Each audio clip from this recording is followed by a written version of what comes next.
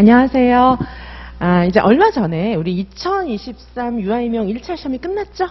자, 그런데 지선쌤이 강사로서 너무 감사한 부분이 있는 거예요. 그건 뭘까요? 저희가 강의실에서 풀어봤던 문제 그대로 시험장에서 나왔다는 거. 그러니까 이제 뭐 오래전에 뭐 기본서 어딘가 있어요. 이런 적중이 아니고요. 정말 풀어봤던 문제 그대로, 지문 그대로. 마치 지선쌤이 좀 모의고사 쉽게 낸 것처럼 그렇게 적중했다는 게 저는 너무 감사해요. 정말 너무 감사해요. 왜냐하면 저랑 함께 하셨던 선생님들이 다 보람 있으신 거잖아요. 그래서 저희는 이의제기 이런 거 아무도 관심이 없습니다. 왜냐하면 문제나 답이 바뀌면 어떡해. 오히려 이렇게 생각하죠. 왜냐하면 풀어본 그대로 나왔으니까. 그쵸? 그래서, 지선쌤의 지금 이제 특징, 그쵸? 지선쌤의 적중의 특징은, 첫 번째, 적중의 특징 말씀드릴게요. 적중의 특징, 저 너무 기뻐서요. 예, 적중의 특징은 풀어본 문제 그대로. 실수. 네, 풀어본 문제 그대로. 그쵸? 풀어본 문제 그대로 적중이에요.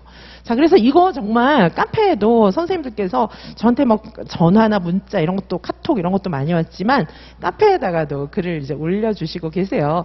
제가 이제 그 지문이나 소품까지 다 똑같은 거예요. 지문 제가 이제 소품만 갖고 문제를 낸 적도 있어요. OHP라든가 뭐 이렇게 종이 종류들 있잖아요. 왜냐하면 해실이 나오니까 그게 이제 심미적인 그런 도구들이 되거든요. 심미적인 그런 놀잇감들이에요, 사실은. 그렇죠? 그래서 그런 것들을 어떻게 활용할지 문제 많이 냈었는데 저 그런 거 다 나오고 있잖아요. 그다음에 팽이놀이 뭐 지문 자체가 아예 이제 저희랑 같이 풀어봤던 그 지문들이니까 어떨까요? 시험장 딱 들어가서 시험지를 받았는데 너무 마음이 편안하다는 거죠, 선생님들이. 그래서 제 수강생 선생님들은 문제를 빨리빨리 풀고 이제 시험을 빨리 끝내신 거예요. 왜냐하면 너무 익숙하고 그리고 저랑 풀어봤던 문제보다는 훨씬 쉬우니까. 자, 그래서 일단 선생님들께 시험장에서 편안한 마음이 되는 것 자체가 중요하잖아요.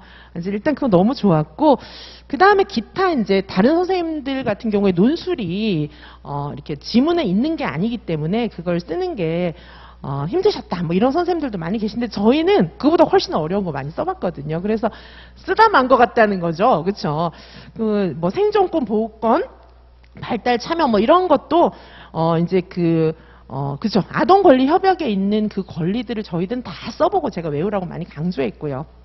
제가 강조했던 내용들이 다 나온 거예요. 제가 근거 자료는 이미 다 올렸어요. 이제 근거 자료도 제가 사실 모든 문제가 다 적중했는데, 이제 기본적인 것들은 뺐어요. 기본적인 거. 그거는 뭐 기본적인 거 적중하는 건 다 뺐고, 그리고 어떤 건 제가 막 잊어버리고 막 빼놓은 것도 있고, 그래요. 포트폴리오 평가도 굉장히 심도 있게 다뤘고, 진짜 문제 유형하고 똑같이 다루고 그랬어요. 포트폴리오 평가가 중요한 이유도 다 있는 거죠. 그렇죠?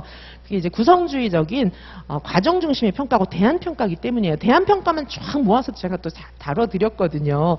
자, 그리고 전래동요. 그렇죠? 전래동요도 그 노래 그대로. 그 노래 그대로 다뤘거든요. 너무 신기한 거죠, 선생님들께서. 그리고 그림자, 뭐 안전, 그 다음에 이제 문제 예측만 똑같은 게 아니라 지문까지 똑같으니까. 그쵸? 의문인식, 가드너 미술 감상 뭐. 그래서 우선 생각나는 거 제가 적어왔어요. 이게 이제 얘기하다 보면 또 이제 생각이 또 안 날 수가 있어서요. 그쵸? 그래서 자, 어쨌든 이런 식으로 풀어본 문제 그대로. 그러니까 이제 저희 이지선 유아명에서 적중이라고 하는 것은 언젠가 한번 다뤄봤다 이런 게 아니고 문제를 그대로 풀어본 거예요. 문제를 그대로 풀어봤고 지문도 똑같고 주제도 똑같고 답도 똑같고 이런 경우가 적중이라고 하는 겁니다. 책에서 언젠가 다뤄본 건 적중이 아니에요. 그거는. 그거 어떻게 다 기억해요. 그렇죠? 적어도 문제를 2번 이상, 어떤 건 막 10번씩 풀어본 문제도 있어요. 그렇죠? 그런 걸 저희는 적중이라고 해요. 자, 그리고 일단 풀어본 문제 그대로 적중했어요. 1차. 그런데 이게 이제 처음이 아니에요. 처음이 아니고 작년 제가 이제 그 대학에서 학원에 나오고 나서부터는 계속 적중이에요. 근데 대표적인 것만 좀 말씀드리면 학원 나온 지가 그렇게 오래는 안 됐거든요. 그러니까 제가 아직까지 대학에 있을 때 출제했던 거 이런 것들을 많이 기억하고 있겠죠. 그렇죠? 그리고 아직 또 이제 제 친구 교수들이나 이런 사람들은 아직까지 출제위원들이니까, 그쵸? 출제위원 인력풀에 있으니까요. 교수들은 출제위원 인력풀에 있죠. 부교수급 이상들은. 자, 그래서 같이 이제 문제 만들어서 선생님들께 드리고 그렇게 하는 게 저는 제가 꼭 해야 되는 일이라고 생각해요. 그래서 지선쌤과 함께 하셨던 선생님들이라면 많은 문제를 풀어보고 적어도 시험장에 들어갔을 때 익숙해야죠. 그래야 공부하는 거지. 아니, 공부를 그렇게 많이 했는데 이게 뭐야, 이럴 것 같으면 공부를 왜 합니까? 그냥 안 하는 게 낫죠. 그렇죠? 그래서 지선쌤의 유아임용에서는 하여튼 문제를 풀면은 다 시험장에 가면 비슷하게 나오거나 똑같이 나오거나 뭐 이런 일이 생기는 게 당연한 거다. 워낙 많은 문제를 풀고 출제진들의 문제를 풀기 때문에. 왜 우리가 동일한 사람이 생각하는 유형 비슷하잖아요. 그러니까 출제진들의 문제를 풀고 있기 때문에 대학교 수지는 다 출제진이에요. 그렇죠?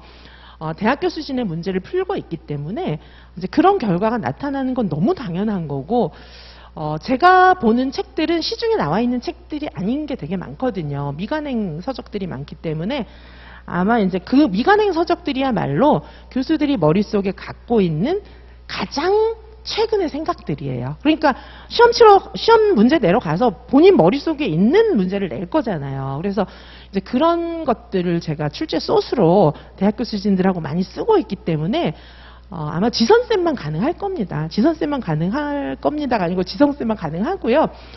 그래서 이제 더 저는 말씀을 드리는 거예요.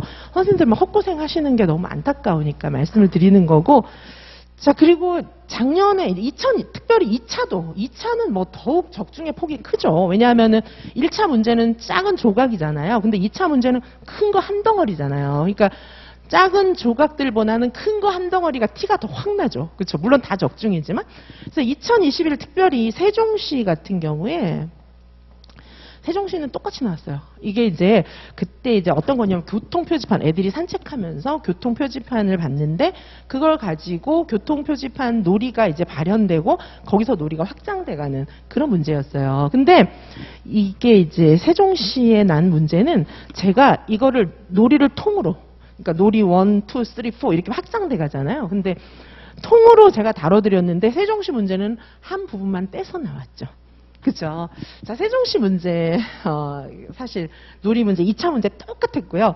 자, 그리고 이제 작년 같은 경우에, 2022 같은 경우에, 여기도 2차, 여기 1차는 뭐 당연히 적중했고요. 작년에 이제 막 이런 문제 처음이다 막 시끌시끌 했는데, 이지선 유아임용에서는 예견한 대로, 문제 본 대로 그대로 다 나왔어요. 이 작년 같은 경우에도. 그리고 2차 같은 경우에도, 요건 이제 세종시 2차 말씀을 드리는 거고, 그 다음에 여기 뭐 당연히 1차는 뭐 당연히 적중이고, 그쵸? 이런 식으로 풀어본 문제 그대로 이런 식으로 적중이고요. 2022 2차 같은 경우에도 제가 강의한 거는 물론 적중인데 강의 안 들으셨던 선생님들은 제가 카페에다가 스터디 자료를 몇 차에 걸쳐서 올려드렸어요. 왜냐하면 2차 시험 볼 때 되면 문제가 막 없거든요. 그래서 제가 정말 안타까운 마음에 공부는 이런 방향으로 하세요. 막 문제도 내드리고 그랬는데 거기서 대거 적중했죠. 거기서 우르르르 적중했어요.